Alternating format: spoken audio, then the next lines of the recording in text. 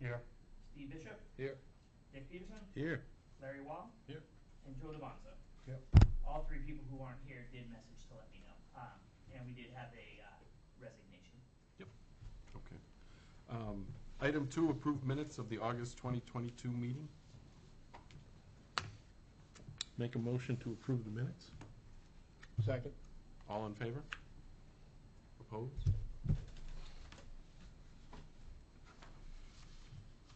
Item 3, update on downtown district exterior improvements grant. In your packet, I've included the 5-page guidelines and the 1-page application. We've given out 12 applications today, and we've gotten some back. I don't know any other details except they've been turned in. So. Nice. Item 4, 27 Main Street. First item is Wish Rock update. I wanted to update you guys first, but the council meeting happened first. Pat and Lindsay, the gentleman who presented to us and to the town council, will be leaving Wish Rock this week to pursue other opportunities. I will be working with Ryan Shumway. The most recent update is they have not heard back from Misha about the funding. The program itself was oversubscribed. So we're waiting to hear if there's going to be other additional funding made available. The program was highly successful with applications. Any questions? All right. Item B, Don Houghton request. So Ms. Houghton and I've had a few conversations over the course of the time of my working here, and he sent me most recently an email so that I could help better explain this for you, and he is here in public if anyone has any questions after I read this to you. So he put in the newspaper during editorials, opinions about and potential projects that could work at the site, and the lot could be developed. The lot could be developed for less than $100,000, and most of that investment could be at the shops at Bucksport and Bucksport in the Box. And if the project succeeds and the space ends up getting purchased, the project could then be relocated to a different area. The investment could be recovered over the first few years via rentals and the increased downtown retail traffic. He'd be glad to work on such a project for us. And he feels that it would be an inexpensive shot to the retail and commercial center.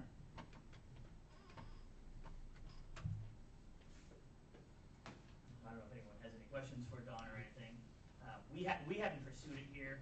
It's been my opinion that towns make horrible developers because we have too many rules that we have to follow. But it doesn't mean you couldn't get the Economic Development Corporation back up and running. We do pay to keep that.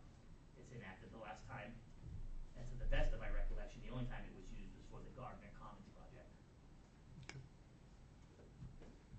I guess I'd want to better understand what your proposal is, Don.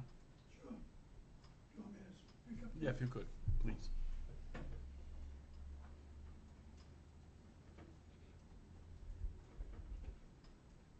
When this stops, I stop. Literally. I just want to be very clear that what I'm talking about has nothing to do with either thwarting or stopping or anything else, anything that goes on 27 Main Street. Obviously, the town should do what's best for the interests of the town, and there's lots of possibilities. But I speak as a downtown business owner who has ties with virtually every business in the town. And one of the things that's really missing downtown is traffic, pedestrian traffic. And there are two areas for pedestrian traffic to be developed. One is between the lights and roughly the Buck Library here, and at the other end from Mechanic Street to the mill. Those are the only two areas that are really available. The site in question at 27 Main, I speak as an ex-developer. It's a wonderful, visible site, but it is a beast to develop because it is very long in width, very narrow in depth, and and it's got that embankment behind it. And to do anything really serious there quickly gets you into seven figures. And in today's development scheme of things, those numbers are hard to come by. There are not a lot of lenders looking to plunk $1 million plus into a place like Bucksport, just given its size and everything else. So as I looked around and I talked with one of my longtime subscribers who lives in a place called Batavia, Illinois, and what I saw on their plan was just a piece of genius. They created something to be a draw in an area that they didn't have customers, didn't have pedestrians. And all they did really was to create a little park-like setting coupled with 6 very small shops. And I'm not talking about stores, I'm talking about not even necessarily weatherized. They would be open on weekends throughout the season and at the holidays. And I coupled that up with what I refer to as Bucksport in a box. And Bucksport in a box is taking something roughly the size of a single wide mobile home and having a facade on it that really knocks your socks off. That facade is strictly a facade. It's going to give you something that looks like Bucksport should look like in the 1800s, the 1900s, early 1900s. But in that box, there are 2 real draws. One is the center part, which is an open glass space. It's big enough to accommodate one of our fire apparatus, which are now in storage and nobody appreciates except at parades. It could have the trophy and a bigger than life-size photo of one of our winning sports teams if they take a championship. It could have everything else in between. And it could also have a performance space on weekends, particularly Saturdays and Sundays, when things are very dead downtown. And it's located in an area right in the center of our history. That's where we get into the magic of the box. There is a device made, the easiest way to describe it is a CD jukebox, which plays videos and plays music or sound. You feed it CDs, and you come and punch a couple of buttons like the old jukebox, and suddenly up on the screen, there's Rich Rotella saying, "You got some jobs? We got some free land. Want to talk about it? Call this number." Up pops on the screen a guy like Andy Locker. "Why do I have wine and pretty good coffee in my bookstore? I'll tell you why. Why do I have a bookstore in a town like Bucksport? I'll tell you why."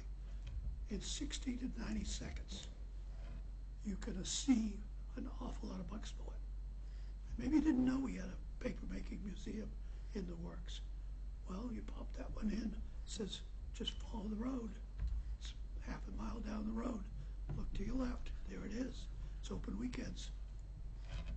You could sell space in this to every museum in the region. They gave all of those down in Castine, Searsport, and elsewhere. It also would have some local history. You want to push a couple of buttons, suddenly you're going to find out Jonathan Buck didn't go around hanging witches. That's interesting, because I just saw the stone. Now I got a story to go with it. You will hear about a woman, good old Jenny from Bucksport. She featured in a show called Country Jamboree, which was on every week, every Saturday, run by a gasoline dealer. And she sang one song. The song was On the Wings of a Snow White Dove. And people listened to her because half the people said, "I can sing that better than that." And the other half said, "That's a pretty gutsy performance to stand in front of the public and sing that." She happens to be buried out in Bucksport, and those videos are still available. Those clips are available. We have a school that can produce them, high school. We have the New England School of Communications, which would be able to have students mentoring local students to produce these little miniature documentaries, 60 to 90 seconds. And if you leave Bucksport you will have a real introduction to all the things you're trying to do with a museum in the street, but you're doing it through electronic imagery, which, if you're younger than I, 90% of your brains are in your fingertips. You want to see things move, you want to hear things speak, you want to see colors as images. Well, we got that. You also have a feature that can be promoted in Yankee Magazine and all the others. Have you seen Bucksport? Not till you've seen Bucksport in the box. And for those, not just those passing through, there are those people who are looking for a shopping experience. And a shopping experience today is seeing the craftsman who made it. Because you're not going to find them just everywhere. People don't come to Maine to buy goods manufactured in the Far East. But if you could come here and buy a leather purse, locally pressed cider, a lobster delivered to your house, this is a way to sell it, and to sell it right in Main Street. These particular shops out in Batavia were so successful, even being launched at the start of the pandemic, that when the first 2 years passed, 5 of the 6 shops took permanent space, including buying their own buildings in a couple of cases. And the one that didn't renew got replaced because there was a long waiting list of people who wanted to take them on. My point is this: you could do all of this for not a lot of money, because we've got a few people who know how to build a shed, because that's basically what these shops are. We have a few people, I'm sure, who can figure out how to build, the big box. It can be done locally. And if you are having this experience to say, oh, they launched a boat over there, and when they launched it, 10,000 people came on special trains to Bucksport. Now they got a story to take home with them. They can come in and buy a piece of product that they might not have encountered the person who made it if they just were motoring through. Or they might even be coming up from other places in Maine to say, well, if we don't like one shop, we got to like the next one. So I throw that out. The underlying it all is all of this can be popped up and moved. It can be put in another location, whether it's the slow end of the waterfront. I'm not trying to say where it should be. Whether it's in a parking lot we don't get a lot of use out of. Whether it's on a side street. But at that point, you haven't lost your investment, and you've created something that people will search out. Because on the internet, they'll be able to download all of your videos. Well, if you go to a place that you've seen 3 videos, that's a place chances are you want to go look at. I've seen this happen in other states, particularly in Nevada, to a little town that had nothing. There is no reason to go there except my daughter lives there, so I go there. But they have managed to put things on the internet that would cause me to go even if she didn't live there, because it's all on the internet. So that's my long and short, full dance. I think it can be accomplished for a lot less money than you might expect, particularly if we use local people. I would not suggest getting into the real estate development business, and I agree wholeheartedly with Rich. The town is not a good developer. But as you saw with what happened at Wilson Hall, that place is still there because somebody stepped forward and figured out how to do it. And I think the councilors that finally, they moved from a position, and I think you'll back me up on this, they moved from a position where only one councilor thought that was a good idea to save it. The rest said we won't put a dime in it. Now if you go buy it, it's a credit to the neighborhood, it's a credit to the community, and it's got potential, and it will provide taxes in time. Those are the kinds of things we need to do with what we got. But I hate to see such a prime space just sit there empty, because it's sort of the target of little jokes. You want to go see the empty lot? And can you imagine driving down Main Street and actually seeing the lights on at 9 or 10 o'clock at night on one of our nice antique fire trucks, some of the best in the country? 9 or or 10 o'clock at night, by golly. Or in the summertime, going down there to see your kids perform, or the story hour on the steps outside this thing. I would suggest a Papermakers Park that could be put together by any group, including Main Street Bucksport. The key is to not have too many fingers in the original pie, present the proposal, and then talk about the details, rather than to talk it to death and never get anywhere. I think we've had a lot of things come before us that got talked to death and didn't progress to reality, because the biggest thing that, a lot of good things have happened since the mill came down. We've adjusted to a lot of changes, generally satisfactorily, but we haven't had anything tangible to say, look what we got. Yes, I'm very pleased to look at the Maine Maritime Academy, but that doesn't help Main Street. I'm very pleased to see that there are other things working, but they don't affect the people in the town. And if you could come down and play a game of chess or checkers, listen to the kids perform in a park, right there on Main Street where there's lots of activity, what happens? Your friends come with you, your relatives come with you, and pretty soon we got some street traffic, and that's what Bucksport really needs. That's my spiel. Thank you. Thank you. Thank you. Anybody have any questions for Don? Yeah. Yep. Describe the area of Route 15 that's considered Main Street now here in Bucksport. Well, I'm not prepared. There are other people in town who are looking at the area from the lights to roughly Route 46 to see whether it's at its highest and best use. I defer to real estate people and others. There's a weird thing going on there where you can do it on this side, but you can't do it on that side. Well, that's got to be worked out. But this town does not have a lot of potential sites for development.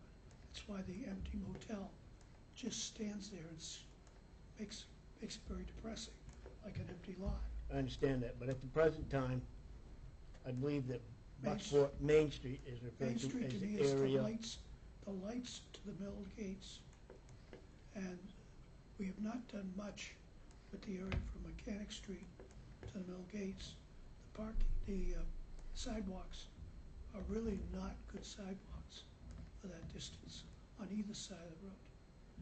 That doesn't encourage any kind of foot traffic. We don't have rules in place, and there's some residences there. But it's just like when I put my business in the building I'm in.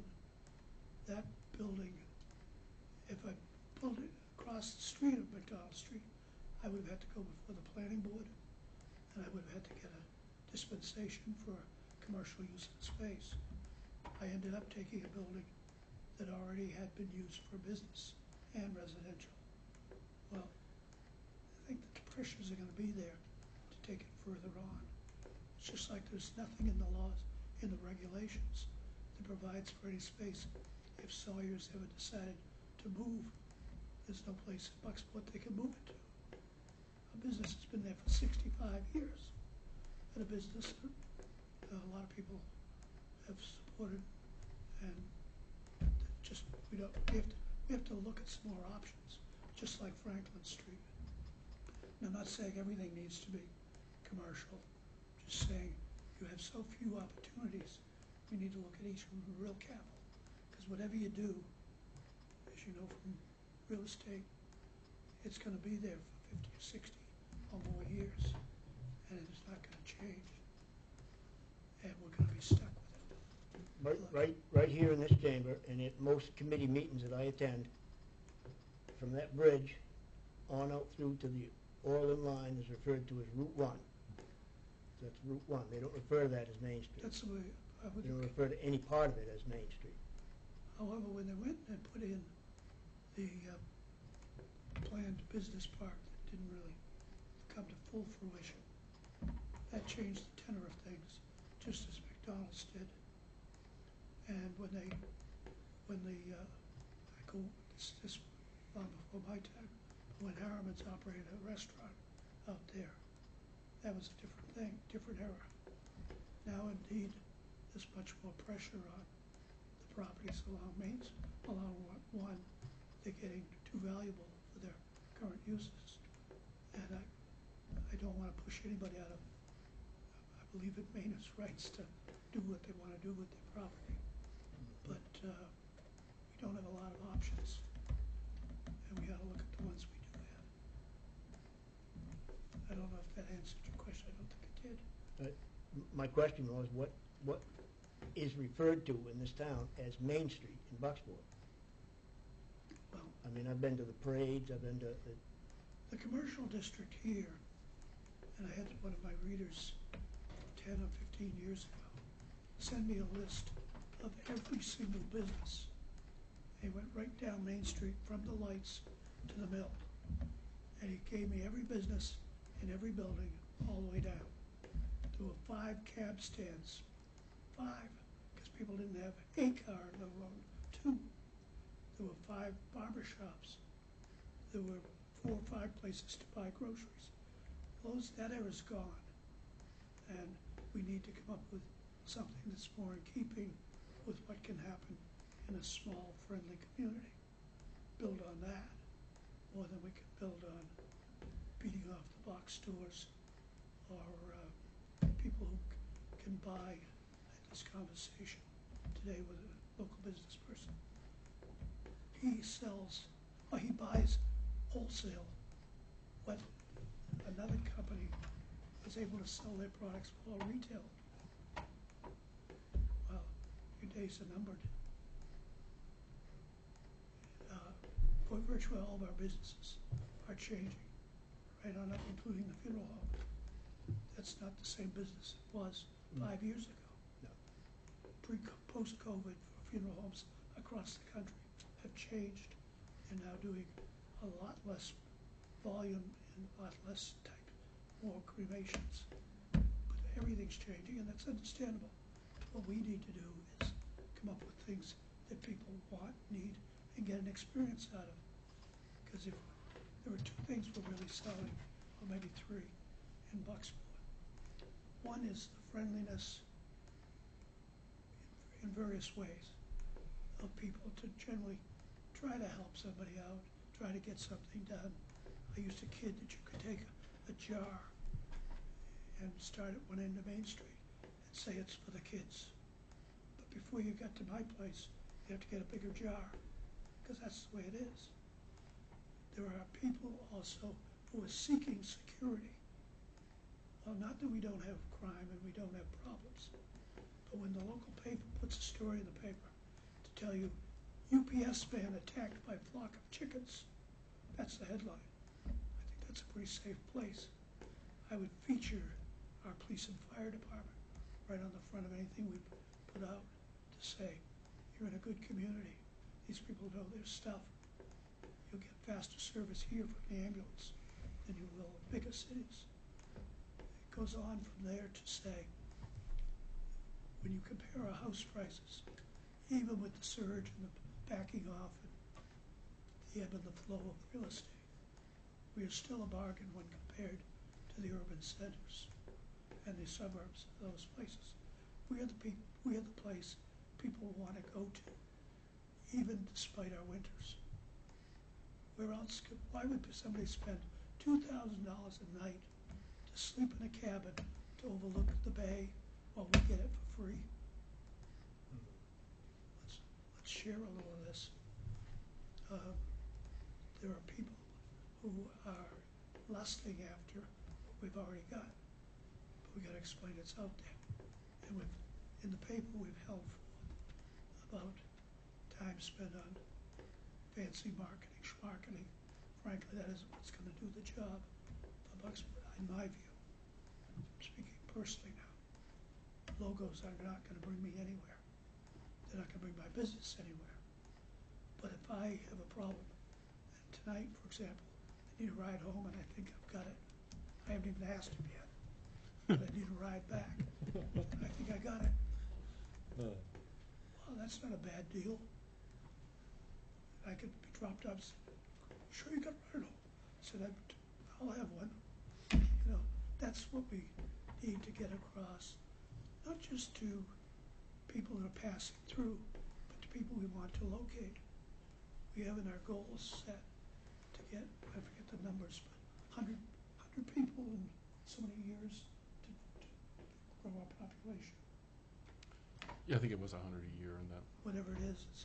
One of our ways of doing that is to create the opportunities to do that without impacting our infrastructure and by selling the fact that we're a welcoming community in 1,500 different ways.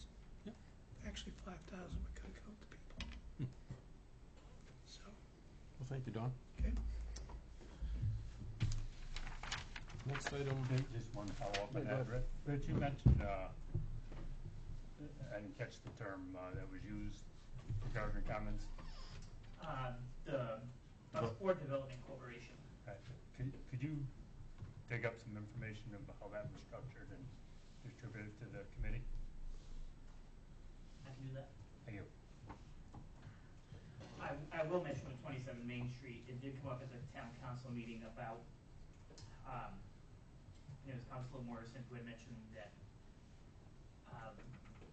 at the time that property was purchased, $250,000 was the spending limit. Now, over the course of the time, I haven't been able to do research on this, just came up at Thursday's meeting, but how does that impact anything future that the town can do? I mean, we did increase it to $300,000 of that, if that's still the case, which was, by my recollection, we purchased that 8, 9 years ago. It was 2014. Does that mean we can't do anything else that way? Do we have to do it through a corporation?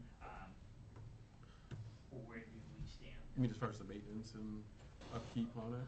I'm not. Because if we sure have an how- asset, we have to maintain it, you know. Right, I don't know how to, I know what he's asking, but it might be leading down towards this. If we spent $250 or $249,900, which the town spent on those properties, and Don wants us to inquire about this property, that's another $100,000 potentially on top of that. Now it puts you at $350. Now do you have to go back to the voters, because technically you're asking for $100, but as Council Morrison was saying, the whole project now becomes for that site $350. So that's something that I think we need to do some research on, but it's a good point to make sure we don't withhold anything from the taxpayers and citizens of the town.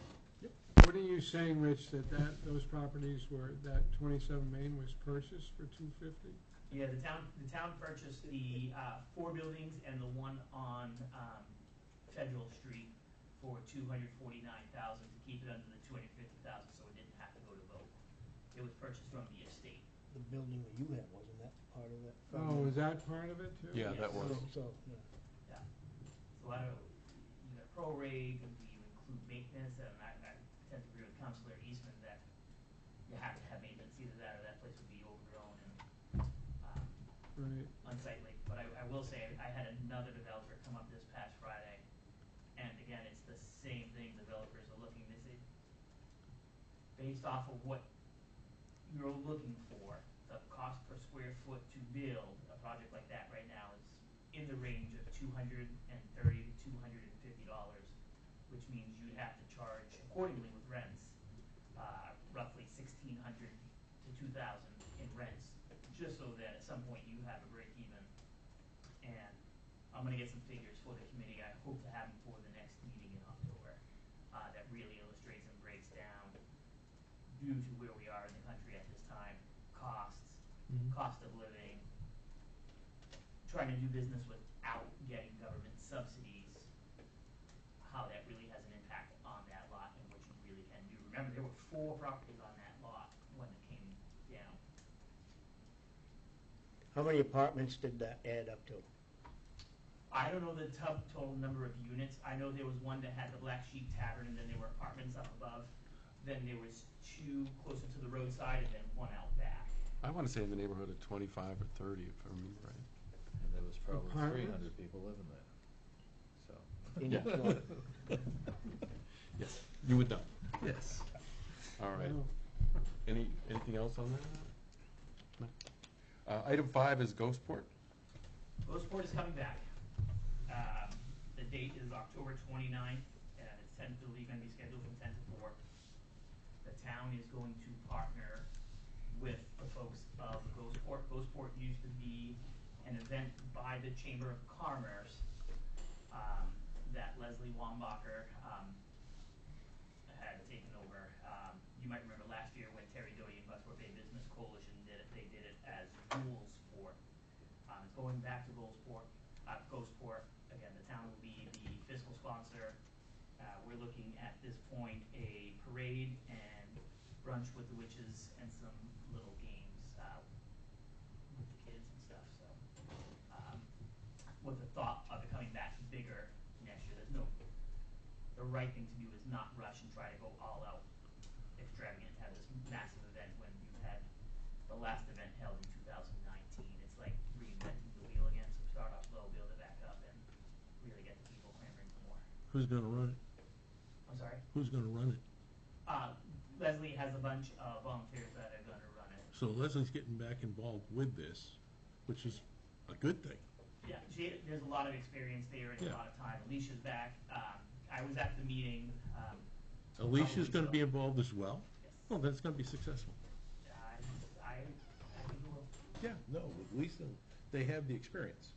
They do. And there was quite a bit of volunteers out that first night for that Mhm. meeting. So there'll be other meetings, and we'll take out some advertisements, Don, in the local enterprise, and we'll get it out right. That's excellent. Item 6, new business. I have one thing to report, and then I'll open it up to the board, but you may have seen in your email today that Meg Kay has resigned.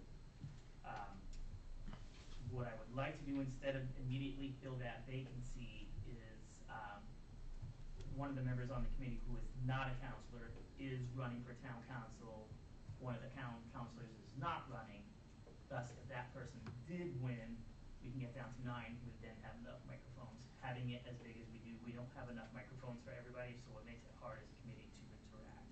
I think the numbers you have right there is perfect, and we just need one more chair, and that person can sit here, and I can stand at the podium or whatnot.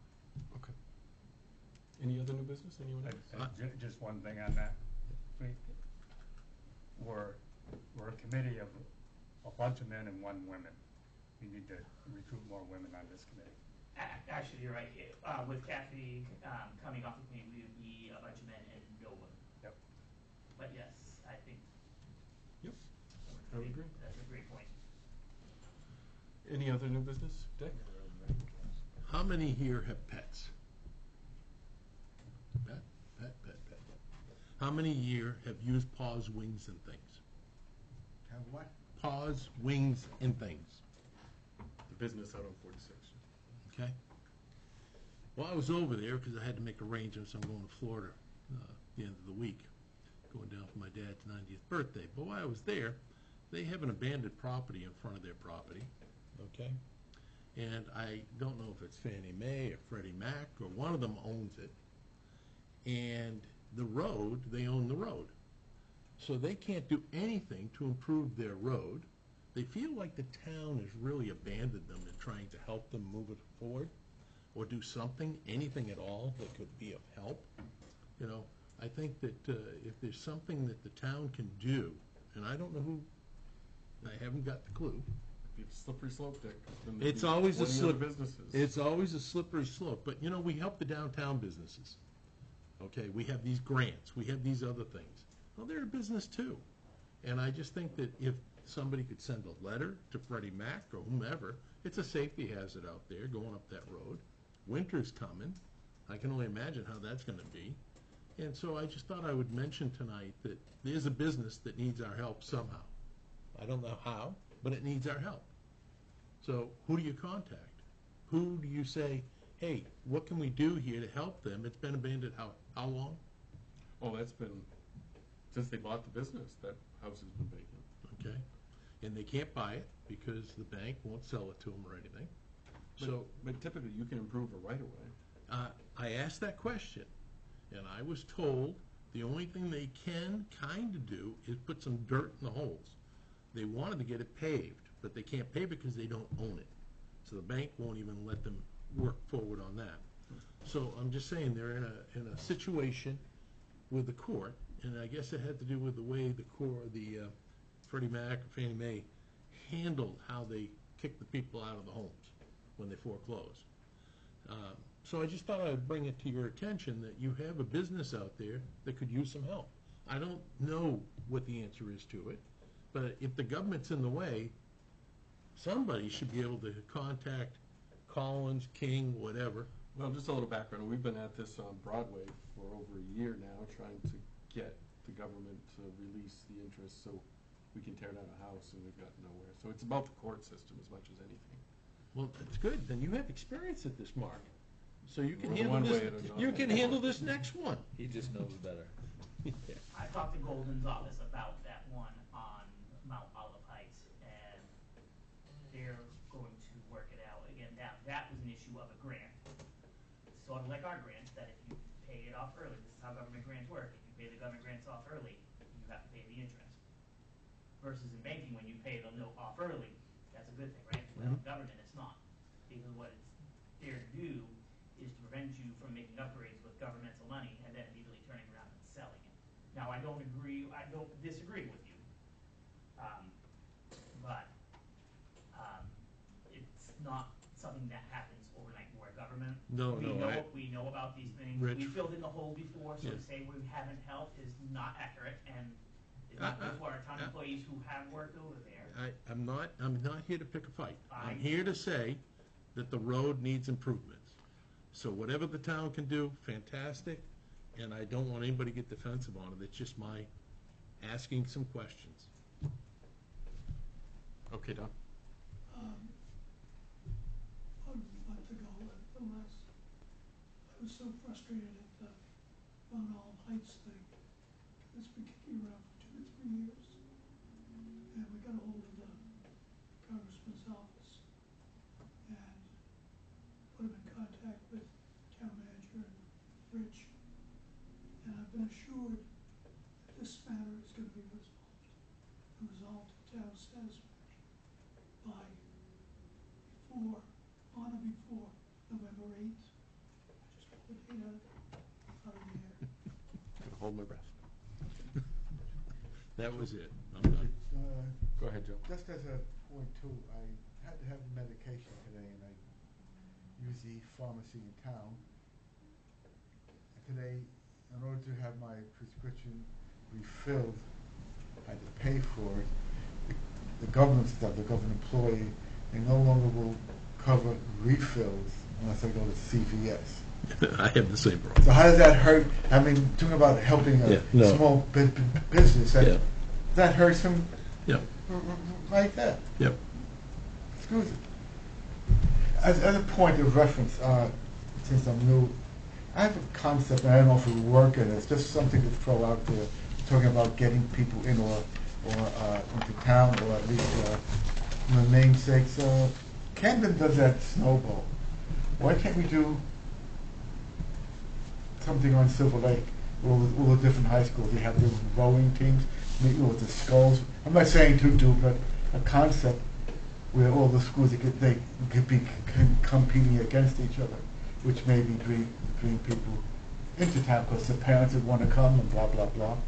And if you know, like the rowing teams they have in the college, the skulls and that, and that may put give you advertising, put your name in the paper or a magazine. It's something new, and you have Ellsworth and Orrington, and you have Brewer High School. Could be competing in South House. You wouldn't need that many. They could be shared.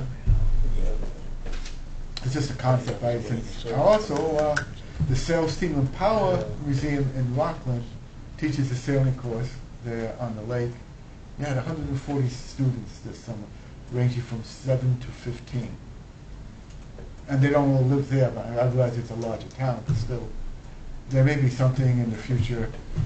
We have the lake, maybe it's some concept where we could use the lake.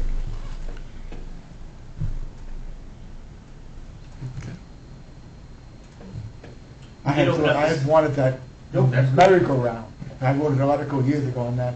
Then Orrington has it now at the current museum. I thought that would have been great in that spot. And I still thought a sculpture park there, with all the people could all the different artists that are in Maine, they could be contacted, and they could have a week or a month and exhibit sculptures that they do outside, you know, draw people in and get advertising about the town. It was just an idea. I don't know if it appeals or if it spurs anything else in anybody else's mind, but I thought to have the high schools and maybe, you know, just an idea. All right, thank you. We did open the hill up for sledding last year. We had no complaints. Oh, what, And on it was Silver really Lake? used, yeah. Yeah, I'm used sure a it was lot. used. Yeah. Yep, excellent. Little rock coming off the bottom of it. Any other new business? Yeah, Rich, I was wondering, and I apologize if there's development and I'm just not aware of it, and I'm not sure I'm gonna get the acronym right, but what's the latest on, I think it's the PPI? Oh,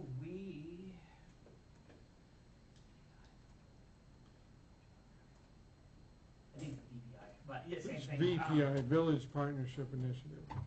We have a meeting coming up, don't we? I haven't been told about one. We sort of dropped out of it, not by, just, we were sort of trying to get it going and stuff, and then it fell into the really town's hands. Okay, so I have a meeting with them tomorrow. This is the firm we've awarded it to. Yes, and the Maine DOT. So I do have a meeting with them tomorrow. I knew it was coming up. Just so moving, just.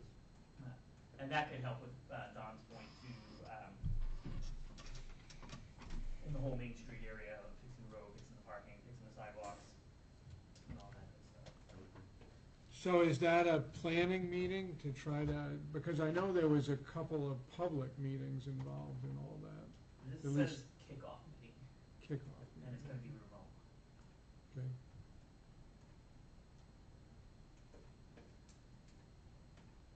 Any other new business from anyone else? Rich, did you have anything else to add to that? No, if we can just go to the next scheduled meeting. Yep. Monday is, the 10th would be Indigenous Peoples' Day, so town office is closed. Everybody enjoy the holiday. I was proposing the 11th because we need to have an executive session meeting on the 11th, but I need to know that we are going to have a quorum. So I need to make sure that that works. I need at least 2 counselors and 6, so at least 2 counselors and 4 members who are not counselors to be available on that day. Yep. And you want to start at 6? Or do you want Yes, to start please. sooner? No, we'll start at 6, and my plan is to have the executive session at the end of the meeting. Sue will be at this meeting with us. Does that seem doable for everyone else? It's good with me. Yeah, I'm not available that week, but that's, So we've got 1, 2, I am. 3, I'm good. 4, so I think we'd have enough. Okay. And item 8? Motion to adjourn. Second. All in favor? Thank you.